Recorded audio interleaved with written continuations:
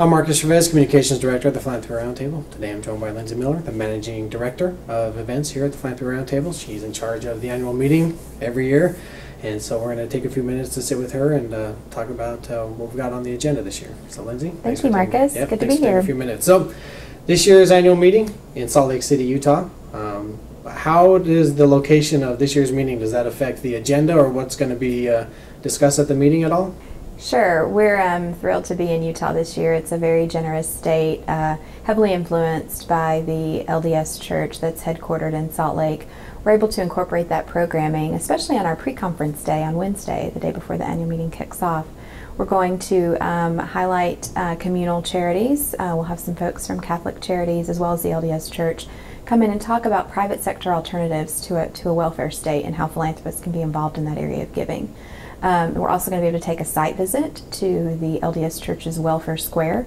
It's their private example of charity and helpfulness to folks in times of need. So it's got everything from Bishop's Storehouse, which is a full food pantry, to a job training center, a clothing distribution center, resume skills building. Folks can come when they're down on their luck. They're referred by their local bishop, and Welfare Square is where it all takes place. So it's a system unique to the LDS Church, but we're hoping there's lessons philanthropists can learn to take back to their communities. All right. And this year, the William E. Simon Prize is going to be awarded to John Huntsman Sr., a noted Utah philanthropist. Can you talk a little bit about that? Yes. So John Huntsman's footprint is all over the state, especially in the area of cancer research. He's got an award-winning hospital that he practically built himself with a huge amount of effort and giving. He and his wife are signers of the Gates Giving Pledge. They've committed over $1 billion to philanthropy in their lifetime. He is one of the few that says that's not enough, you should give it all away, so he's working hard to do that. Just unveiled an initiative, and I think has broken ground on the new pediatric cancer ward at the Huntsman Medical Center. So we're honored to give the award to him, and the Utah community is very welcoming because of his influence. So. I believe he's one of 19 living billionaires who have given away $1 billion in donations. So yeah, very impressive. Yes. All right. Aside from the Simon Prize and some of the LDS focused sessions that we have, what are some of the plenary sessions or general sessions or speakers that we've got lined up at the annual meeting this year? We have great meal sessions this year. I'm very excited to another kind of Utah connection. Mike Lee, the senator from Utah, junior senator from Utah, will be speaking at our Friday luncheon, talking about various tax proposals that can help the middle class and families. There's a lot of tax proposals out there, as I'm sure you and your ACR team know well. And the roundtable is not necessarily endorsing this plan at all. We're just looking at various options, and because of the local connection, thrilled to invite him and open this up for conversation at that luncheon. I think the one I'm most excited about is our Thursday dinner. Our veterans program here at the Roundtable is one of our newer initiatives, and we're highlighting veterans issues on Thursday night.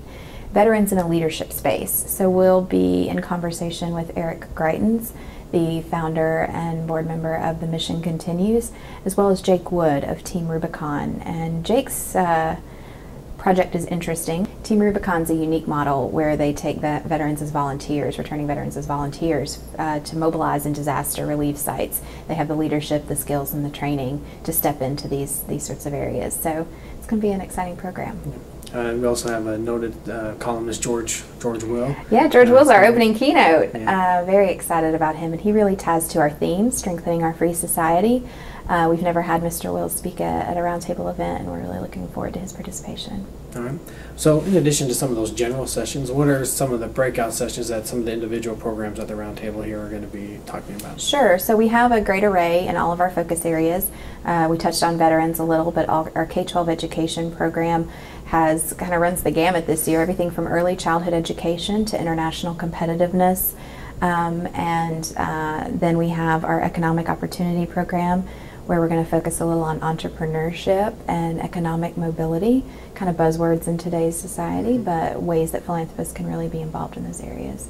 And then we have our Alliance for Charitable Reform sessions, as well as sort of tax-related issues. So it's going to be an exciting program. Okay. And if anyone needs to register or wants to find out more information about the annual meeting, where can they find that? Sure. The annual meeting is featured prominently on the website, so you can certainly visit www.philanthropyroundtable.org.